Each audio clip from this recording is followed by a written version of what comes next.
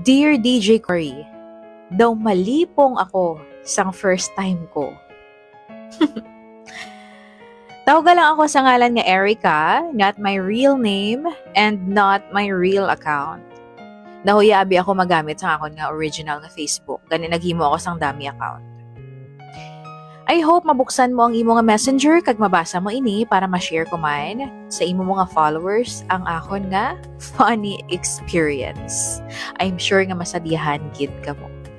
Asa subong gani ko madumduman ko, nagakadlaw ako. Amo na to siguro ang pinaka-unforgettable experience sa kabuhi ko. Ang first time ko sa boyfriend ko. So here it is. 22 years old ako, kag engaged na sa akon boyfriend for more than 2 years. Nga itago ta lang sa ngalan nga Matt. 24 years old na siya. Bali nagaplano kami nga magpakasal this year. Ang target namon is November. Sa adlaw mismo sang amon 3rd anniversary.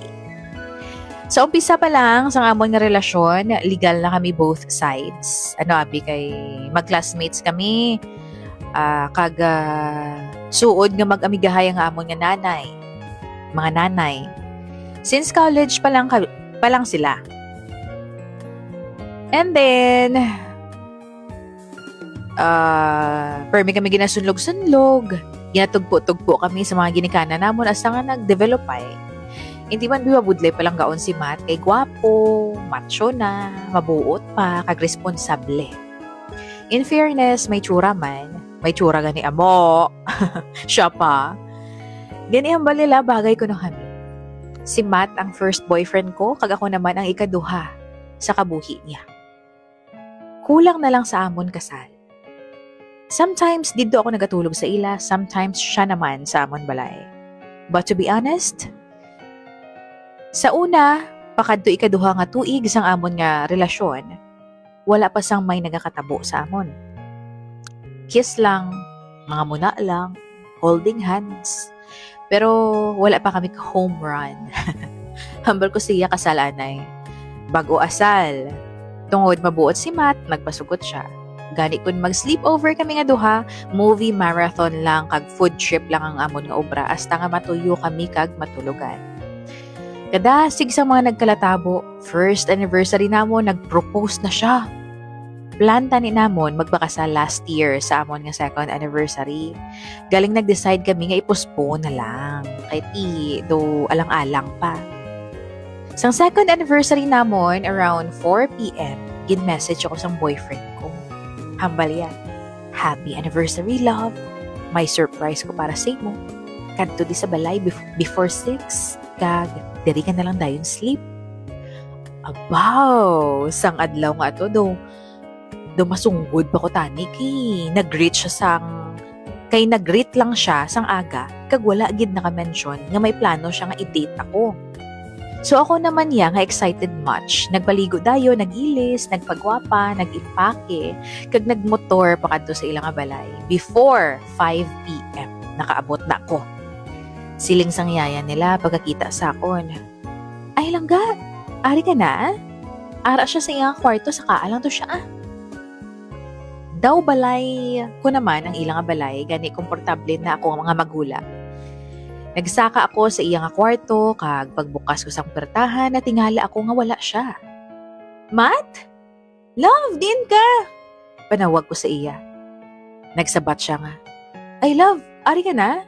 Ari ko sa banyo. Oo, may kaugalingon nga banyo ang kwarto ni Matt. Siya mismo ang nagbutang or nagpabutang sang extension. Temprano ka pa ba? Sugpo niya. Siyempre, sino ba lang hindi ma-excite si mo nga pa-surprise? Sabat ko siya.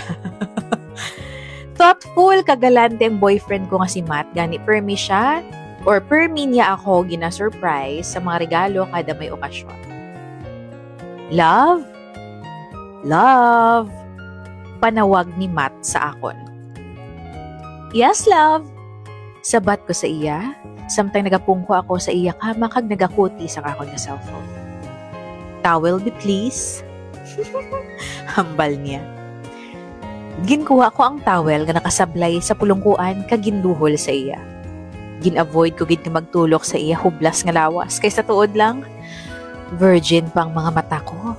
Kag ako man mismo, gani gatulok lang ako sa cellphone ko samtang ginadaho sa iya ang towel.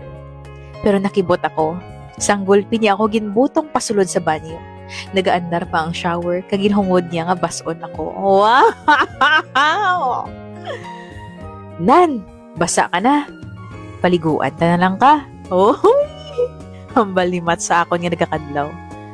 Ay, kasabad wala mo. Uy! Hambal ko kay Matt.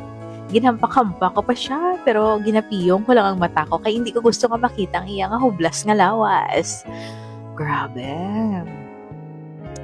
Mangimpadlos pa ko tani sa iya, sang gulpi na lang ako ginkupan sang hugot, kag ginhalukan sa bibig. Nagpabaya lang ako nga nagapiyong-piyong gihapon ang mata. Nabatsyagan ko nga daw, ay, nako, may something na matigas nga nagdaplis sa akon nga lawas. Oh my gosh. So, ayun, nabatsyagan ko na lang nga, amat-amat nagkalakakas ang akon nga mga panapton. Hambali sa akon, liguan ta na lang ka, love. Ako mahabon si mo. Uy! Grabe! Ambot ko nga pero gulpi lang ako nakabatsyag sa init sa bilog ko nga lawas. First time ko makabatsyag sa amo to klase nga init. Labi na gid sang nakita ko ang hublas nga lawas ni Matt. Kadako sang iya nga lawas. Ay nako, kag sang iya nga yun daw. Patola. Sa pinsar ko, ay sige na lang gani i-surrender ko na lang ang bandera ko. Total, siya na gid man siya ng lalaki nga pakaslan ko. So, dito na, ginabunan ako ni Matt. Ginpalibot-libot ya sa iya nga palad ang habon. Kaya ginhaplo sa akong nga lawas. Ay, dagulpi lang ng luya ang tuhod ko sa ginapanghimo niya sa akon. Dayon, ginbutang niya ang habon sa akon nga kamot. Kag, ginsugo niya ako, nga ako naman ang maghabon sang iya nga lawas. Oh my gosh. Pagkatapos sadto, ginhambalan niya ako nga magpungko. Kay ihatag ko no sa iya ang buko juice nga ginapulo pangita niya. Love, ibuko juice ko bala. Hambal ko siya, hindi ko nakabalo, love. Ay abaw, gindemo niya sa akong kung paano himuon ang buko juice. Di ako naman nga fast learner. Ginhimo ko man dayon. Tapos, pagkatapos sadto, ginhotikan ako ni Matt, hambalya, ready ka na. Kwaong ko nang imo nga V-card. Ginsabat ko siya nga, basi masakit. Hambalya, I'll be gentle, love. Uy! Ay, naku. So, oh my gosh. Oh my golly, wow. Masakit. Daw malipong ako. Sa first time ko. Pero ka-gentle kay Matt. Hindi siya huro-huro nga klase sang tao. Inahinay lang anay. Tapos, madamat nga nag-speed. So, yun. Nadali yung ate ninyo. Ay, abaw, daw wala pa siya gana mag-untat dayon. Daw nalipat na siya sang oras. Gintudloan niya pa ko kung paano cowgirl. Wow, grabe.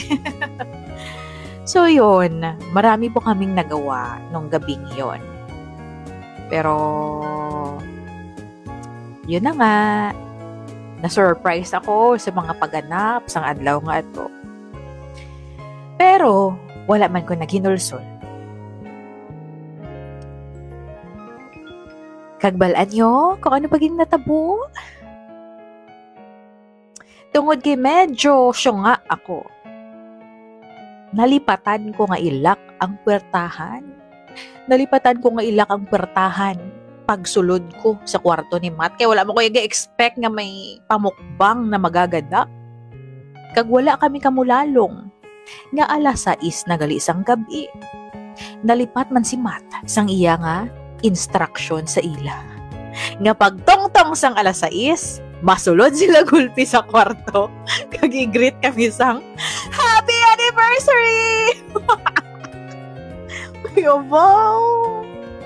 Nadakpan gid kami nila nga nagadogi-dogi. Nakakaloka. Nakibot kami pareho ni Matt, pero daw mas nakibot sila. Kay kuntani. Ako ang ila i-surprise. Pero sila gali ang na-surprise. Oh my God. Kuluya! Sa akon part daw malipong kuya sa kahuya sa amotong hatay. Maayo man kay gin-delete nilang video. Ay, ganot. Subong, ginakadlawan na lang namon ang natabo. Swerte lang gid kuya guro. Kay manami nga tawo ang amon nga circle of friends. Please, wish us well sa kasal namon sa November. Kutob sa tanan nga nakasaksi sa amon nga palpak pero unforgettable and unkabogable nga surprise party. Ginkuha namon sila nga sponsor. Asa diri na lang ako. Wala, mga salamat. Love, Erica.